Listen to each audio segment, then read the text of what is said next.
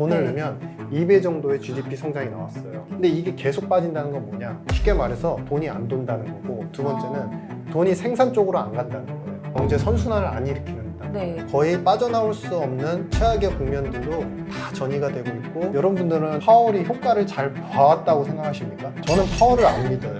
이 불안불안한 상황에서 수익을 거두신 건 정말 축하드리고 존경스러운 일인데, 자신의 시간과 신경, 비용이 얼마나 투입됐는지 한번 천천히 생각해요. 안녕하세요. 저는 아나운서 김주영이고요. 머니인사이드 오늘 머니라이브 시작합니다. 그리고 오늘 제 옆에 이렇게 함께 해주시는 분은 KB금융지주의 수석 이코노미스트 유신익 박사님과 함께합니다. 박사님 네, 안녕하세요. 반갑습니다.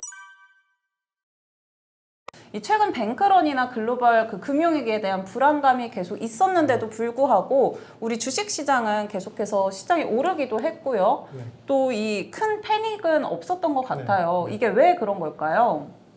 여러분들 돈이 많아서입니다. 그러니까 돈이 너무 많고요. 그러니까 이 지금 아까 저도 잠깐 채팅창을 봤었는데, 뭐 오늘 내용 뻔하지 않을까? 부러지는 내용 말하겠지라고 하셨는데 아닙니다. 그러니까 지금 부러질 수는 있는데 그 속도의 문제하고 앞으로의 전개 방향성에 대해서 경제적인 관점에서만 생각을 해보시면요, 지금 우리 이제 아나운서님 말씀을 해주신 것처럼 상당히 사태는 이제, 은행은 미국에서 대마불사라고 해서 중소형 은행이라고 하더라도 미국 경제를 이끌어내는 원동력이었습니다. 가장 핵심이었는데, 이럼에도 불구하고 최근에 그런 얘기들 계속 나오시죠. SVB 때문에 오히려 금리 인상을 더 안 할 수 있으니까 호재다. 유동성을 더 넣을 수 있으니까 호재다. 가자. 근데 당분간 갈 수 있습니다, 진짜로. 왜 그러냐?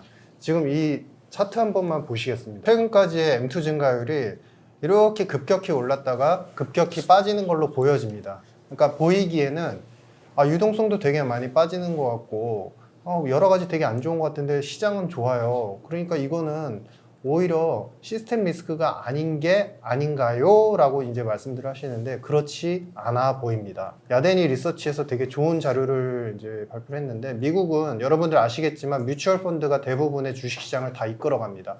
우리는 공모형 펀드가 있는데 그들은 뮤추얼 펀드로 가고 있고요.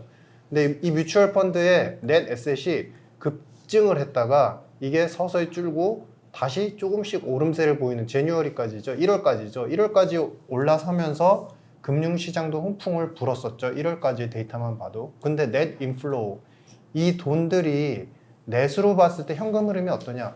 아주 서서히 빠지고 있습니다. 굉장히 서서히 빠지고 있고, 중요한 거는 아까 말씀드렸던 그 M2와 관련되는 숫자가, 증가율은 굉장히 빠르게 떨어지는 것 같은데요. 실제로 US의 M2 규모를 보시면요, 아직도 21조 달러입니다. 22년도에 피크를 찍었을 때가 21조 7천억 달러였거든요. 네. 그러면 아직까지도 5천억 달러 정도밖에 감소 안 한 겁니다.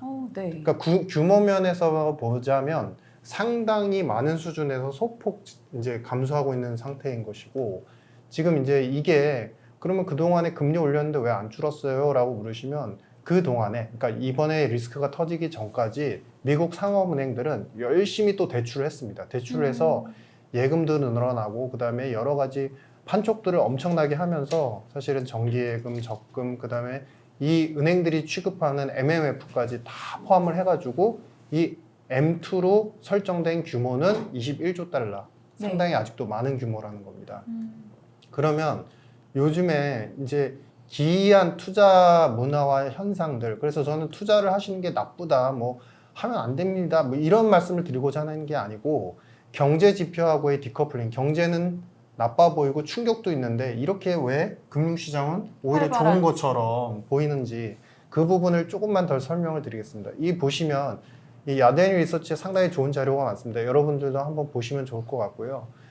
지금 뮤추얼 펀드로 넷 인플로우 아까 조금씩 빠지고 있다라고 말씀드렸는데, 특히 주식형 뮤추얼 펀드에서 빨간 선을 보시면 전체적으로 빠지고 있습니다. 근데 어디서 제일 많이 빠지냐? 국내, 즉 미국 자국 내에서 돈을 더 많이 빼고 있습니다. 네. 그런데 반대 현상이 나타나죠. 인터내셔널, 그러니까 미국을 제외한 해외 글로벌에서는 돈이 서서히 빠지거나 덜 빠지고 있는 그런 상태입니다. 이 하락폭이 확실히 다르네요. 다릅니다.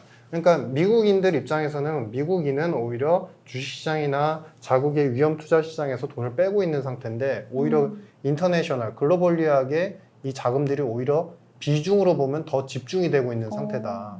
그러니까 이런 현상은 사실 우리가 코로나 겪으면서 나타났던 문화적인 경제적인 그 변화하고도 무방하지 않습니다. 우리나라만 서학개미가 있는 게 아니고 다른 나라들도 다 미국을 바라보면서 계좌를 엄청나게 텄었고 거기에 잔여 자금들이 아직도 남아있기 때문에 이런 현상들이 나타나고 있는 것이다. 특이한 현상이 있습니다. 미국이 패권 경쟁에서 무너지고 결국에는 미국이 부채 한도 문제에 불거지고 여러 가지 이제 리스크들이 전이가 되면 미국 국채도 결국엔 답할 거다라는 말씀들을 하시지만 중요한 거는 본드 뮤추얼 펀드는 계속적으로 우상향입니다.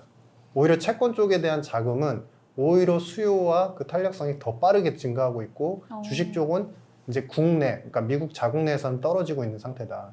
그래서 제가 이 말씀을 드리는 본질적인 거는 뭐냐면 이제 SVB 사태가 이제 생겼고 지난주 금요일에 도이치 사태가 이제 생겼습니다. 근데 이게 예전처럼 우리는 금융위기를 굉장히 단기간에 생겨난 큰 리스크라고 생각하지만 그때도 이 사건들이 소요되고 걸리는 시간들이 굉장히 길었었거든요. 네. 그러니까 처음 한 달은 오히려 베어 스탠스 구제금융이 들어가니까 오히려 잘 됐구나라고 했는데 그 이후에 뭐 프레드맥, 파니맥 여러 가지 이제 경로로 모든 이제 회사들이 힘들어졌습니다. 그런데 지금 보시면 미국의 디파짓입니다. 미국의 올 커머셜 뱅크, 그러니까 모든 상업은행들에서 돈이 빠지는 규모가 지금 5천억 달러 정도 빠졌는데 네. 이거 그래프 한번 보십시오. 어마어마한 산입니다. 어마어마한 산에서 우측. 이게 사실은 미국의 부채하고도 연결이 다 돼 있죠. 네. 부채를 찍어내고 돈이 풀리면서 예금도 엄청나게 급증했다가 서서히 줄고 있는 상태입니다. 그런데 이러한 리스크들에 대해서 그러면 우리가 다음에 이제 심도 있게 얘기할 사항이 무엇이냐? 결국 지금은 무너지고 있는 시스템에 대한 리스크들과 이것을 대응하는 정부 정책의 대응자들의 싸움인 겁니다.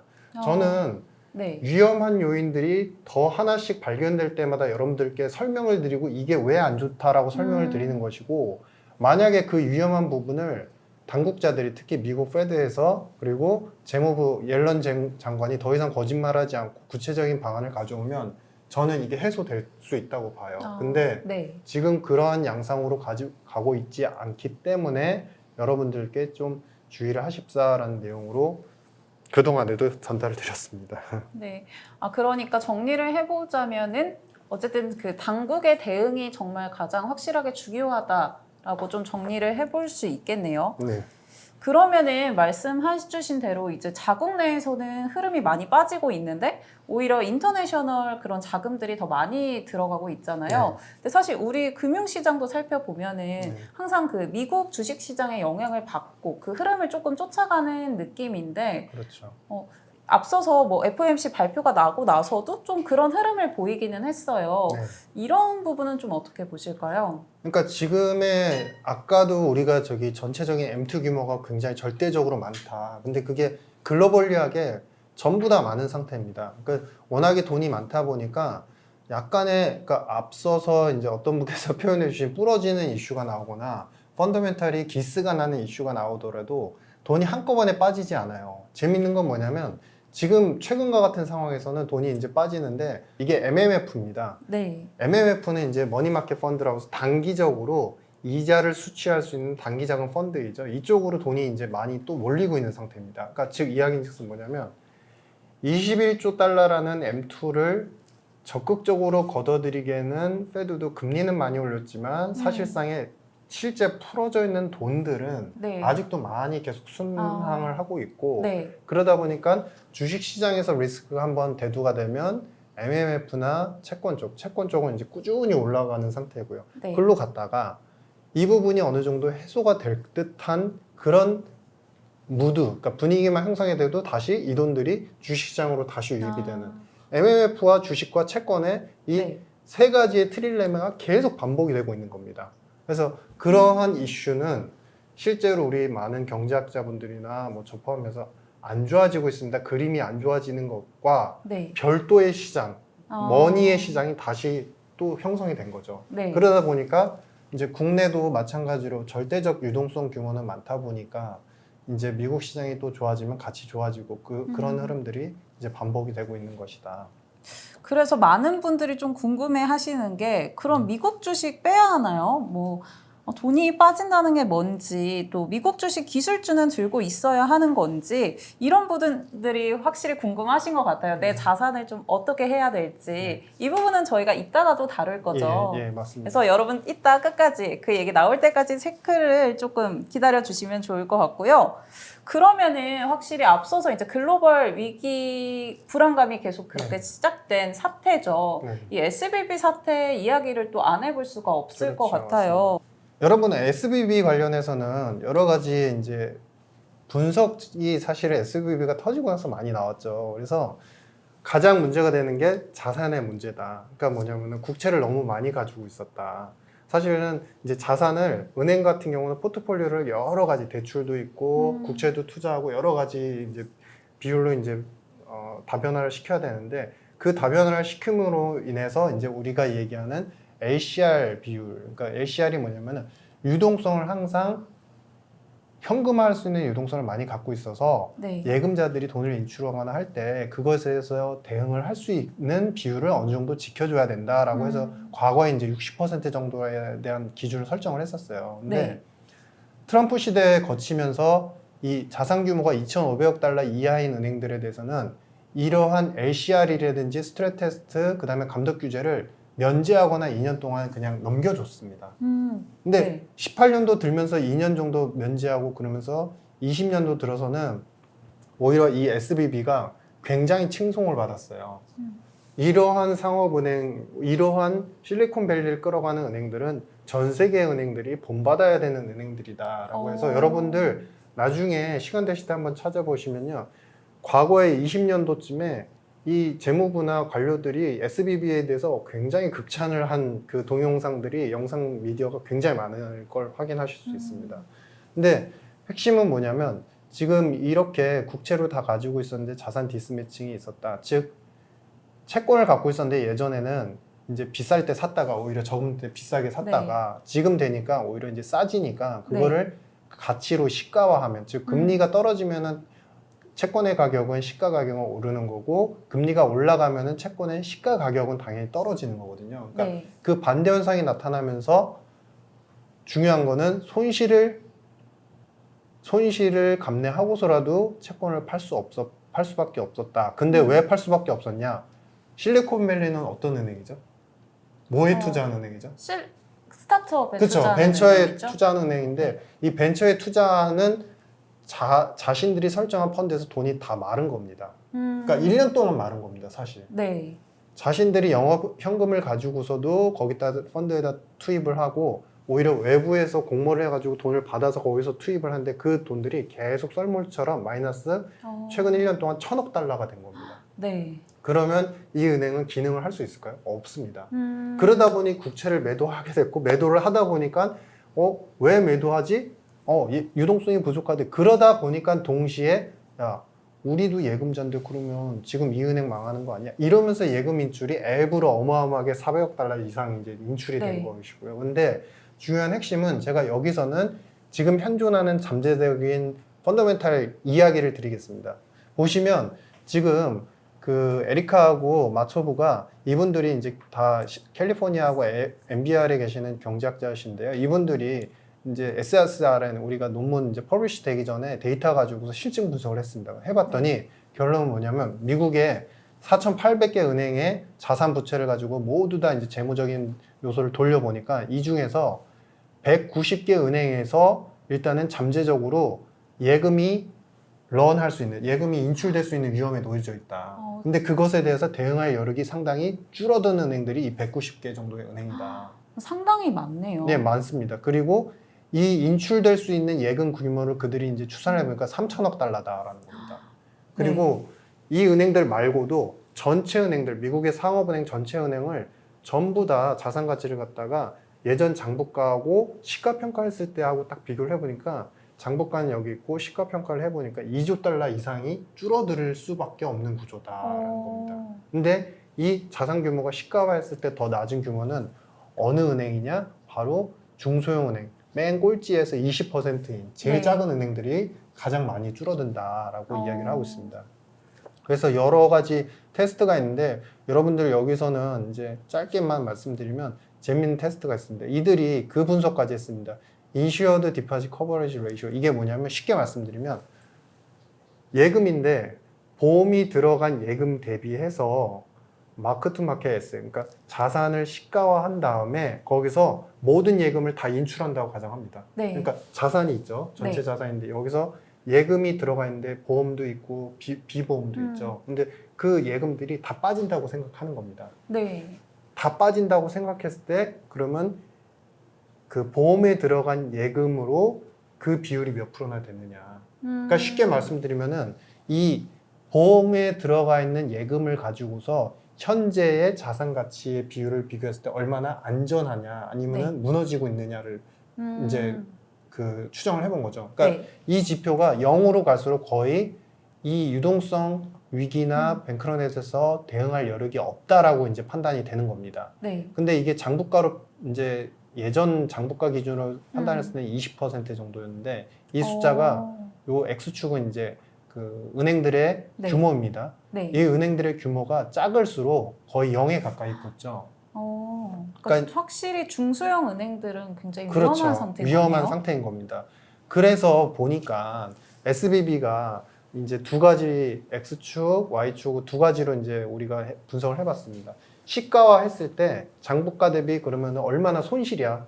장부가 대비해서 시가화해서 금리 올랐으니까 네. 시가화하면 얼마나 손실이야? 라고 이제 그 부분을 분석해보고 그 다음에 언제든지 빠져나갈 수 있는 무보험 예금의 비율이 전체 에셋, 시가화 했을 때 에셋에서 몇 프로나 차지하느냐. 쉽게 말해서 전체 시가화 했는데 안 그래도 줄어들었는데 여기서 네. 보험에 안 들어가 있는 예금은 더 탈출하고 쉽겠죠. 더 그쵸. 빠져나가기 쉽겠죠. 그러니까 네. 그 비율이 높을수록 안 좋은 거겠죠, 당연히. 이걸 다 해보니까 SBB 파이낸셜이 사실 거의 다 최고치였습니다. 이 로스 비율도 16%고 이 빠져나갈 수 있는 돈의 비율도 거의 90%를 육박을 합니다. 근데, 그러네요. 네, 비슷한 은행들 거의 이제 한쪽에 치우쳐 있거나 같은 정도로 위험한 은행들 개수를 세보시면요 거의 10개가 나옵니다. 이게 네. 옐런 재무장관이 이번에 청문회를 하기 전에 중소형 은행들 중에서 8개 이상이 좀 위험해 보인다라는 코멘트를 했는데 바로 겹치는 부분입니다. 지금 그러니까 여기 포진되어 있는 그 은행들이 재무장관이 얘기했던 그런 은행들이 되는 거겠네요. 그렇죠. 아마도 비슷하지 않을까 이제 추정을 하고 있고요. 근데 중요한 거는 그러면은 이 예금에 대한 보전을 보험 안 들은 자들한테도 다 보호를 해준다고 했다가 안 한다고 했다가 또 다시 한다고 했는데 그렇죠. 계속 번복이 있었죠. 됐죠. 그러면 미국에서 이 예금 자본은 어떻게 일어날까요? 이 FDIC, 우리 연방예금보험공사라는 곳에서 예치금을 갖고 있습니다. 그러니까 네. 예치금을 갖고 있다가 이 예치금을 가지고서 뱅크런이 발생한다. 그러면 거기서 긴급 투입을 해주는 거예요. 네. 근데 그 규모가 지금 1,200억 달러 수준입니다. 네. 근데 앞서서 여러분들 기억하시죠? 잠재적 위험이 있는 186개, 대략 190개 은행에서 3천억 달러 정도가 빠질 수 있다라고 얘기를 했었죠. 그렇죠? 그러네. 앞서서 그렇게 말씀을 네. 해주셨네요. 이 돈이 1,200억 달러인데 3천억 달러 될까요? 커버가 안 되죠. 네. 그러면 이거는 뭐 재무장관이 얘기했으니까 미국이 어떤 나라인데 맞습니다. 미국 훌륭한 나라죠. 근데 그러면 이 돈은 더 끌어오면 되는 거 아니에요? 끌어올 수 있습니다. 어떻게? 미국 연방정부가 이 FDIC한테 예치를 합니다. 저리로 네. 예치를 해서 우리가 예금을 들 테니까 이 돈 가지고 은행 시스템을 건전하게 유지하세요라고 예치를 하게 되는데 네. 그 예치금이 지금 없는 상태입니다. 왜? 국가부채가 한도에 이르렀으니까. 그 한도가 이르기 전이었다라고 한다면 네. 그 돈을 여기다 투입을 많이 해줘서 앞서 말씀드린 3천억 달러 이상 증액을 해놓고 여기다가 투입해서 결국에는 이 돈 가지고서 위기에 대응하세요라고 할 수 있겠죠. 근데 지금 돈이 안 된다는 겁니다. 네. 그러면은 앞서서 그 옐런 재무장관이 모든 그 포괄적 보험을 적용하지는 않겠다라고 한 게 사실은 이런 재무적인 관계도 당연히 있겠네요. 맞습니다. 그 여력이 부족하기 때문인 것이고요. 지금 여기에서 보시면 이 비율이 그동안의 은행 시스템을 안전화시키기 위해서 굉장히 노력을 자신들은 했다라고 표명을 하고 안전하다고 네. 하는데 실제로 이 1,200억 달러 수준이면요. 전체 미국에서 상업은행들이 전체 그러니까 보험에 들어가 있는 디파짓 예금 규모 대비해서 이 비율은요. 아까 보셨죠. 거의 18조 달러였지 않습니까? 네. 1% 정도밖에 안 됩니다. 1200억 달러는. 아. 보험에 들어가 있는 예금 대비해서. 네. 그러니까 이거로는 사실 당장의 어떤 즉각적인 뱅크런이 축차적으로 나타나게 되면 커버가 힘들다라는 것이고 여기서 여러분들이 포인트를 생각하셔야 되는 게 여러분들 그 금융위기 때는 금융 안에서의 어떤 시스템적인 리스크들, 금융 안에서의 금융 상품에 대한 불안 요소가 일파만파로 퍼졌다. 네. 근데 이거는 금융위기가 아니지 않느냐. 맞습니다. 음. 금융위기랑 다릅니다. 근데 다른 점이 그때랑 뭐가 다르냐면요. 거기서는 금융위기 서프라임 때는 자신들이 만든 금융 상품이 잘못 설계됐는데 그거를 굉장히 믿고 레버리지화해서 너도 갖고 나도 갖고 이렇게 돼서 터진 것이고 이번에는 자신들이 만든 상품이 잘못돼서 손실이 나오는 게 아니라 네. 돈으로 계속 대마불사다 그래서 돈으로 엄청나게 풀었던 은행들이 네. 사실상 대출이나 영업활동 측면에서 영업 현금 흐름이 금리만 조금 바뀌고 경제만 조금 바뀌어도 굉장히 연약해진 상황이었던 거예요. 네. 그 연약해진 상황에서 이 뱅크런, 그러니까 예금이 인출될 것에 대한 대응책이 규제도 좀 부실했고 실제 사업도 정말 영원히 잘 될 것 같았던 사업들도 안 되고 그러다 보니까 이런 리스크가 퍼진 것이다. 네. 그러면은 저도 사실 오늘 이제 SVB 사태 이야기를 하니까 당연히 이 관련해서 2008년 그 금융위기 이야기를 좀 안 여쭤볼 수가 없다고 생각을 네네. 했는데 사실 그때랑 지금은 결이 다르다라고 네. 생각을 하면 되고 그렇지만 앞서 이야기해 주신 거를 보면은 이 시장에 대한 불안감이 해소가 된 게 아니고 이런 재무적인 건전성이 남아 있지가 않기 때문에 아직은 그 불안감이 있다라고 보면 되는 걸까요? 그렇죠. 아까 여러분들 화면에서 잠깐 보셨던 거 그 예금 규모 그다음에 그 우리 M2 21조 달러 보이시죠? 거기서 역사상 우리가 1900년도 이후에 미국의 M2 그 규모는 가장 최대치입니다. 여기서 탈출을 하면 안 됩니다. 왜 탈출을 하면 안 되냐? 이 유동성 가지고 돈을 풀면 경제가 살아난다고 하죠. 통화 유통 속도입니다. 그러니까 뭐냐면 돈을 풀었을 때 이제 돈이 일만큼 풀렸을 때 GDP를 얼만큼 살리느냐. 그러니까 돈이 풀리면서 GDP가 많이 살아나면 이제 더 이제 좋은 경제겠죠. 그 배율이 더 높을수록 좋은 경제겠죠. 근데 미국의 현황을 보시면 40년도부터 지금까지의 이 유통 속도를 보시면은 1 근처까지 빠졌다가 잠깐 올라왔습니다. 그러니까 네. 이 얘기는 뭐냐면 돈을 넣는데도 돈 넣는 만큼 정도만 GDP가 성장을 한다는 거예요. 그럼 미국 경제 입장에서 이제 1에 가깝게 붙어버리면 최근에 네. 1.2 정도 나왔는데 1에 붙어버리면 이제 돈을 안 넣으면 더 이상 성장을 할 수 없는 그런 형태가 나온다는 겁니다. 과거에는 안 그랬어요. 2배 정도 나왔어요. 그러니까 돈을 네. 넣으면 2배 정도의 GDP 성장이 나왔어요. 네. 근데 이게 계속 빠진다는 건 뭐냐? 쉽게 말해서 돈이 안 돈다는 거고 두 번째는 돈이 생산 쪽으로 안 간다는 거예요. 경제 선순환을 안 일으키는다는 거예요. 네. 그러면 그 돈이 다 어디가 있냐? 아까 말씀드렸던 예적금, 그다음에 주식시장, MMF 여기서만 계속 뺑뺑뺑 맴도는 거다. 투자의 관점에서 보시는 분들은 이런 말씀들도 간혹 하세요. 유신익 박사 당신이 안 좋다고 그랬는데 저기 오늘 밤에 저기 나스닥이 반등했어. 그러면은 잘못 본 거 아니야. 그 능력이 있으신 분들 저는 존경합니다. 그냥 하시면 되세요. 그 스타일대로. 근데 지금은 거의 빠져나올 수 없는 최악의 국면들로 다 전이가 되고 있고 옐런이 혼선을 일으키는 것도 여기에서 더 이상 유동성을 축소시키면은 그를 메꾸기 위한 대응책이 없는 국면이기 때문에 그들도 혼선을 겪고 있다. 이런 과정에서 여러분들 자신의 자산을 증식시키기 위해서 안전자산이 아닌 위험자산에 배팅을 강하게 하실 수 있는 친구분들이라면 그분들하고는 별로 안 친하게 지내시는 게 좋을 것 같다. 저는 그렇게 생각을 합니다. 저한테 그런 권유를 하신다면.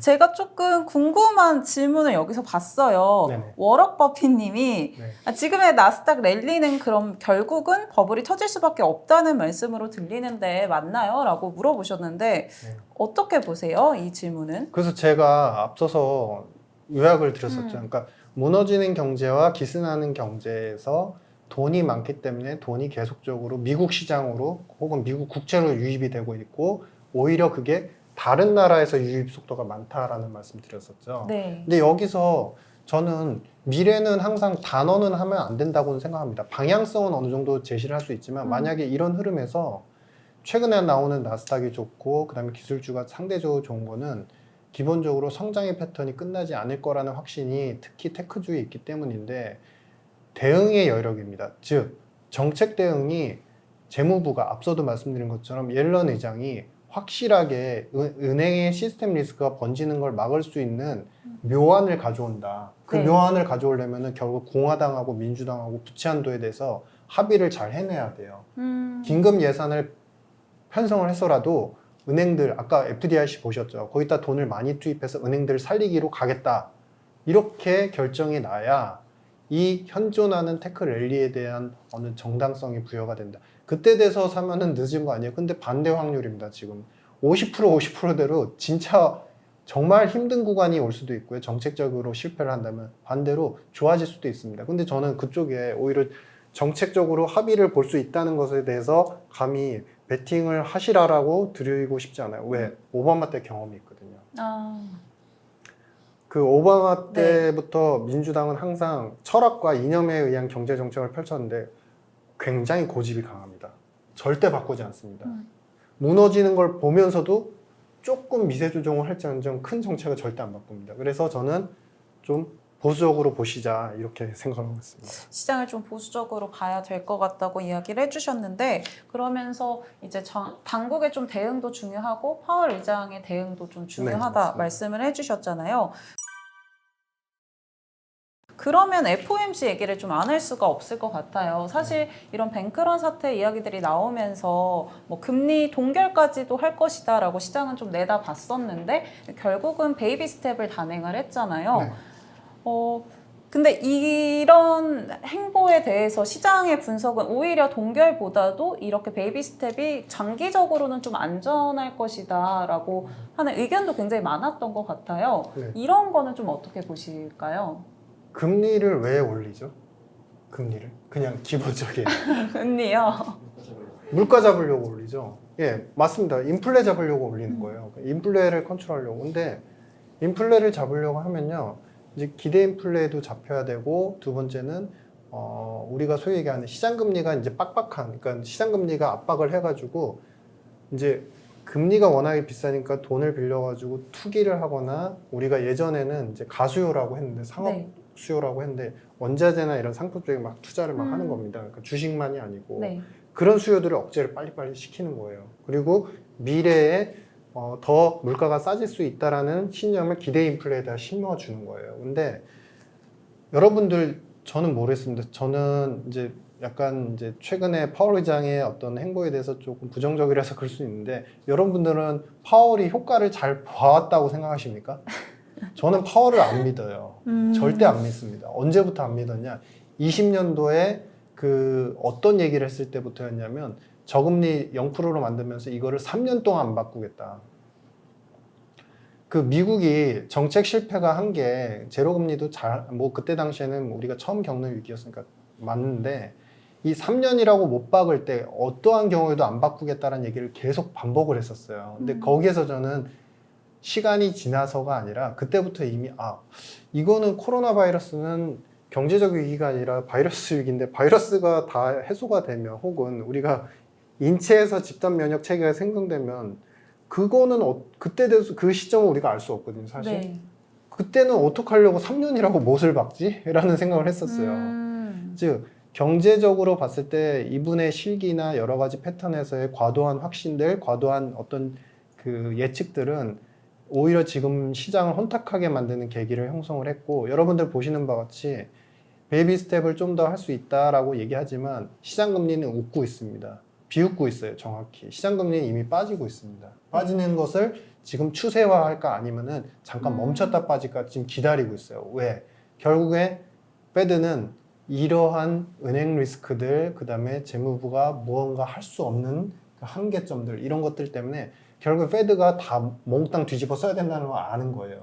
그러다 보니까 시장 금리가 못 오르고 있고 이런 상황에서 지금 이번에 오히려 지금은 이번엔 3월은 안전했죠. 왜냐면은 은행 사태가 터졌는데 그렇게 일파만파 퍼지진 않지 않았습니까? 그러니까 요때 금리를 베이비 한번 올리는 거죠. 근데 올리고 나서 이제 그게 시점이 지나갈수록 만약에 대응책이 부족하고 리스크가 더 확대가 된다면 이제 서서히 못 올리는 기조로 가다가 나중에 크게 터지면 이제 오히려 또 말이 바뀌면서 빠르게 인하할 수 있는 그런 환경까지도 올 수 있다 이렇게 보여집니다. 그러니까 파월이 앞서서 이제 연내 금리 인하는 없다라고 좀 선을 그었는데 사실 박사님께서는 그거는 믿을 수 없는 이야기다라고 좀 보시는 거네요. 그분은 맨날 말이 바뀌거든요. 네. 바뀌시거든요. 그러니까 저는 별로 그러니까 예전에는 틀렸어요. 그러니까 그린스펀이나 버냉키 같은 분들은 보면은 믿지 않을 수 없게 왜냐하면 6개월 후 얘기를 해놓고 그대로 하세요. 근데 이분은 21년도 하반기까지도 인플레가 일시적이다 계속 주장을 하시다가 23년도 초반에 우리가 대응할 수 없는 불확실성에 직면했기 때문에 금리를 올릴 수밖에 없다. 그러니까 이분의 어떤 셈법은 그런 얘기 예전에 하세요. 그러니까 통화 정책은 지금 요 앞에 있는 새한테 총알을 맞추는 게 아니라 날아갈 걸 계산해서 총을 맞춰야 된다. 네. 근데 이분은 전형적으로 앞에다가 총을 쏘세요. 그러니까 저는 오히려 이분을 신뢰하는 것보다 앞으로의 6개월의 경제 행로가 어떻게 열려질 것이냐 이거를 계산하는 게 오히려 더 여러분들께서 정확하게 예측하실 것 같습니다. 미래 기축통화 예측을 할 수 있을까요? 라고 니와루님이 물어보셨는데 이게 예측이 가능한 걸까요? 이번에 페드가 그리고 옐런 재무장관이 여러 가지 이제 당면한 과제이기 때문에 빨리 이제 해소를 하려고 이제 이랬다 저랬다 하기도 했죠. 근데 이게 역사적 사례가 있습니다. 우리 서프라임 위기를 겪으면서 미국하고 중국과의 관계가 깨졌거든요. 그때부터 본격적으로 깨지기 시작했거든요. 네. 근데 그때를 계기로 위안화 무역 3구 지역에서의 위안화 직결제가 그때 늘기 시작했어요. 그러니까 그때 거의 1%도 안 됐던 그 무역 결제 비중이 그래도 전 세계에서 2% 이상의 무역 결제 비중을 올라섰고 최근까지 그 위안화의 무역 결제 비중이 스위프트에서 한 5%대까지 올라섰습니다. 그러니까 계속 무시할 수 있는 규모이지만 계속 조금씩 올라서고 있어요. 그것에 대해서 미국은 굉장히 불안해하고 있는 겁니다. 굉장히 불안하다기보다는 패권에 도전한다고 생각하고 그걸 굉장히 싫어하는 상태인 겁니다. 그러면서 미국의 미중 무역 압박 이것들도 사실은 트럼프 때 강화된 것도 그런 계기가 있었거든요. 그래서 여러분들은 이제 이 관점은 더 저보다 잘 아시는 분들 계시겠지만 이렇게 되면요. 지금 국채 시장에 대한 조절력을 미국이 부채를 더 찍어내기 힘든 환경이 돼버렸기 때문에 국채에 대한 조절력이 사라지고 국채에 대한 조절력이 사라지면 그들이 원하는 달러에 대한 조절력 컨트롤 힘이 사라지게 돼요. CBDC. 네. 그래서 디지털 통화로 빨리 넘어가고 싶다. 여러분들 잘 생각해 보시면요. 그 CBDC가 결국에는 통화의 그러니까 좋은 건 있어요. 왜냐하면은 이게 결국 디지털 화폐가 돼버리면 이 디지털 화폐의 시가가 급등락을 하지 않는다는 전제로 우리가 플랫한 스테이블이라고 생각해 보시면 이 디지털 화폐로 구매를 하는 부분에 있어서 실제 실물에서의 인플레를 갖다 그렇게 크게 유발시키지 않을 가능성이 있습니다. 왜냐하면은 변동이 없기 때문에. 그리고 두 번째는 뭐냐면 돈이 있다고 칠게요. 여러분들 21조 달러라는 이제 미국의 M2 돈이 있죠. 그리고 디지털 화폐가 있어요. 근데 돈과 돈은요, 항상 유동성의 싸움인 겁니다. 이쪽이 우리가 미국이 전체적으로 봤을 때 패권 국가일 수밖에 없는 게 전 세계 풀린 돈 중에서 달러가 제일 많죠. 네. 근데 만약에 지금 힘을 조금 잃어가고 있는 미국이 이 CBDC를 통해서 21조 달러보다 더 많은 돈을 디지털 화폐로 찍어내면 그 통화가 또 모든 통화들의 기축을 결정을 하겠죠. 그렇게 되면 이 통화가 달러를 지배하고 달러가 지배되고 그리고 나서 비달러 통화가 또 지배가 되는 거기에는 축차적으로 당연히 디지털 통화도 따라오겠죠. 그러니까 이야기즉슨 뭐냐면 미국이 힘을 잃어가고 있다는 걸 스스로 인지를 했기 때문에 디지털 화폐로서 계속 전환을 하려는 움직임이 있었고 그래서 이게 달러 다음이면 무조건 위안화야 유로화야 이렇게 넘어갈 게 아니라는 겁니다.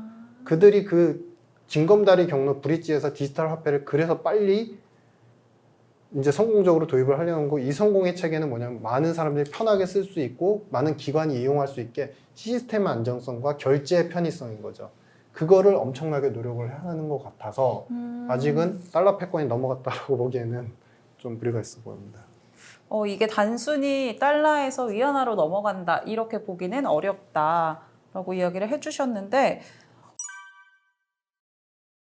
가을님께서 그래서 투자 전략을 어떻게 가져가야 될까요? 뭐 단기적으로 또 중기적으로 간단하게 이야기를 해달라고 말씀을 해주셨어요. 네. 이게 이제 그 실력이 좋으신 분들은 단기적으로 테크 랠리 나오면은 그 테크 랠리 따라가시는 것도 전 나쁘지 않다고 생각하고요. 왜냐면은 이게 게임이 보이지 않습니까? 이 단기적인 유동성에 대해서 빠르게 꺼뜨리지 않으려는 미국의 어떻게 보면 번복하면서 거짓말이라도 해가면서 급급한 모습이 보이지 않습니까? 그래서 단기적으로 그렇게 해도 된다고 생각하지만 중요한 거는 우리가 에버리지 이제 보통의 어떤 지식 범위를 가지신 분이라고 생각했을 때 단기적으로 일부를 따라가는 것도 공격적으로 괜찮지만 기본적으로 달러의 반대쪽에 서 있는 우리가 어떻게 보면 국채 이자율이 낮아지는 건 미국 경제가 그만큼 어렵다는 걸 얘기하거든요. 네. 달러가 올라가는 건 미국 경제가 좋기 때문에 국채 이자율이 높아질 수밖에 없어요. 그러니까 즉 국채하고 비달러에 대한 그 대표적인 금이 나오겠죠. 네. 이제 디지털 화폐로까지 그건 너무 먼 얘기니까 그 전까지는 이쪽에 대한 해지들을 계속적으로 조금씩 해나가시는 게 좋고 우리가 예전에 하는 투자 전략 중에 리밸런싱이라는 개념이 있습니다. 쉽게 말하면 위험 자산에서 내가 이만큼의 수익의 목표를 가지고서 배팅을 했어요. 그럼 배팅을 했는데 40% 비중을 가지고 배팅을 해서 수익이 20% 기대 수익을 이제 생각했는데 만약에 그게 그 근처까지 채워지면 일단은 돈을 갖다가 어느 정도 정리를 합니다. 네. 정리를 해서 오히려 그 기간 동안은 이제 달러가 좀 빠져 있겠죠, 반대로. 네. 그러면 그쪽에다가 돈을 살짝 옮기는 겁니다. 그쪽에 더 많은 비중을 실어 놓는 겁니다. 어. 그러면서 이거를 언제까지 하느냐. 이 상단 간에 이 양단 간에 이제 시속 게임들이 지속될 때까지 계속 단기적으로 전략을 짜가다가 그러다가 정책적으로 이거는 전형적으로 매크로한 상황이기 때문에 대응책이 안 나오고 뭔가 이제 퍼니시, 그러니까 금융시장을 안 좋게 만드는 계기로서 완전히 전염이 된다라고 하면 이제 그 비중들을 안전자산 쪽으로 쫙 빼버리는. 그러니까 이게 소위 얘기하는 어렵게 표현하면은 전술적 투자, 뭐 연금에서는 전략적 투자의 방편인데 큰 그림에서 해지할 수 있는 비중을 어느 정도 찾아가시되 그 중간에 그러니까 태티컬하게 이렇게 조금씩 돈을 이쪽으로 뺐다가 다시 이쪽으로 뺐다가 하는 이제 약간의 전술도 필요하다 이렇게 보여집니다. 그러면 제가 궁금한 것도 좀 질문을 해보려고 해요. 이렇게 미국에 대해서 계속 이야기를 했는데 그럼 반면에 한국은 좀 이 미국의 금리 인상에 대해서 잘 대응을 하고 있는 걸까요? 한국이 사실은 사면 초과인 상태죠. 그러니까 뭐냐면은 정부는 균형 재정을 주장을 하고 있고 근데 수출에 대한 적자 규모는 이제 무역 적자는 더 커지고 있고 그런 가운데 외교적인 관계에서 중국과의 관계는 더 안 좋아지고 있고 그래서 우리가 치포나 미국과의 편에서 들어갔었는데 일부 전기차 쪽은 혜택을 안 받을 것 같았지만 받을 수 있다라는 기류가 형성이 되지만 그게 아직은 불명확한 상태이고 즉 외부에서 오는 수출에 대한 우리가 어떤 호혜적인 수혜가 꺼지고 있는 시점에서 정부는 내수에서 어느 정도 자국의 어떤 국민들의 어떤 성장 여력이나 너무 힘든 거를 좀 메이크업을 해줘야 되는데 그걸 안 하고 있는 상태죠. 왜냐하면 균형 재정 이슈 때문에. 네. 그러다 보니까 한은의 금리 인상이 최근에 이제 멈췄습니다. 근데 그거에 대해서 우리가 뭐 환율 망가뜨리려고 금리 인상 안 하는 거냐 지금 미국하고의 기준금리 갭이 얼만데 이렇게 지적하신 분도 있고 또 반면에는 실물에서 현장에 계신 분들은 우리나라의 자영업자가 거의 550만 명이거든요. 네. 인구에 대비해서는 거의 4분의 1이고 지금 어마어마한 숫자가 계신데 이분들 같은 경우는 금리 인상이 여기서 더 일어나면 안 그래도 내수 수요가 빠지고 있는데 이거에 대응하실 여력이 없습니다. 직장인분들은 오히려 나으세요. 네. 근데 이분들은 하루하루의 일일 금리에 대해서 월간으로 봤을 때 매출이 그만큼 메이크업을 못 해주고 인건비도 지금 높은 상태이기 때문에 되게 힘든 상태다. 그러니까 즉 이야기는 뭐냐면 환율 때문에 금리를 올려야 된다는 주장도 일부 일리는 있지만 중요한 건 내수가 외부에서 대외 수지 쪽에서 거두들이는 그 성장 모멘텀이 완전히 꺼지고 있기 때문에 이 안에서 재정도 균형으로 맞춘대. 그러면은 금리라도 더 이상 올리지 못하는 형국으로 지금 진행이 되고 있다. 이렇게 보고 있습니다. 뭐 대응을 잘 하고 있다기보다는 어쩔 수 없이 이렇게 가야 되는 그렇죠. 흐름인 것 맞습니다. 같네요. 이런 상황에서 좀 어떤 안전자산을 선택해야 되는 게 맞을까요? 아까 말씀드렸던 이제 원래 여러분들 투자의 전문가분들이 많으시잖아요. 머니인사이드 이제 여러분들께서. 근데 가격이 쌀 때 매크로 환경이 이렇게 변곡을 하거나 변화할 때는 가격이 싸더라도 이제 금 쪽에 관심은 계속 꾸준히 가지시고 저는 이제 국채를 가져가시되 결국에는 미국이 이 패권 경쟁에서 어떻게든 살아남을 거라는 전제하에서는 미국채는 반드시 관심을 가져가셔야 된다 생각을 하고 있고요. 근데 이제 이게 다 포지션마다 다 틀리기 때문에 일률적으로 말씀을 드리기는 힘들지만 지금 상황에서 저는 그런 반문을 했어요. 이 영상을 찍기 전에 테크랠리에 대해서 지금 들어갈 수 있다? 저는 아닌 것 같아요. 그러니까 지금은 그런 말씀들을 하시잖아요. 이미 갖고 계셨던 분들이 즐기는 타이밍이고 빠져나올 시점을 생각하는 시점이지 새롭게 뭔가 포트를 짤 시점은 아닌 것 같다. 근데 다만 이게 돈이 워낙에 많기 때문에 정책의 이슈가 계속 살아있죠. 정책 이슈가 계속 살아있기 때문에 이거는 전형적으로 여러분들 전문가들이셔서 더 잘 아시겠지만 전형적인 스윙 패턴입니다. 그러니까 정책 나올 거 기대감이 있는 상태에서 거기에다가 이제 자금을 투입했다가 정책 나오고 계속 뉴스에서 떠들썩하면 돈 빼고 이 스윙밖에 지금은 위험 투자 쪽은 저는 답이 안 보였습니다. 투자에 집중하신 분들은 좀 싫어하실 수도 있을 것 같아요. 미리 양해 말씀드리는데 요즘 같은 시기에 예를 들어서 아까 어떤 특정한 섹터와 회사를 말씀하셨는데 그 투자 수익을 거두시는데 저는 그걸 좀 여쭤보고 싶어요. 매크로 상황이 너무 녹록지 않고 불안불안하잖아요. 근데 이 불안불안한 상황에서 수익을 거두신 거는 정말 축하드리고 존경스러운 일인데 자신의 시간과 신경 비용이 얼마나 투입됐는지 한번 천천히 생각해 보십시오. 그러니까 전혀 불안하지 않고 지금 즐기면서 투자해서 수익을 거두신 분들이 그렇게 많지는 않으실 것 같아요. 비중으로 치면. 물론 계시기도 하겠지만. 근데 저는 왜 이 말씀을 굳이 드렸냐면 우리가 정책자들도 혼선을 겪고 있는 이제 환경 변화가 크게 나타나고 있는 상황입니다. 그러면 우리가 행복을 찾기 위해서 더 많은 것들을 이제 실생활에서 더 많은 거를 획득하고 안정감을 얻기 위해서 투자를 하지 않습니까? 근데 그렇죠. 요즘에는 불안정한 투자가 될 수밖에 없어요.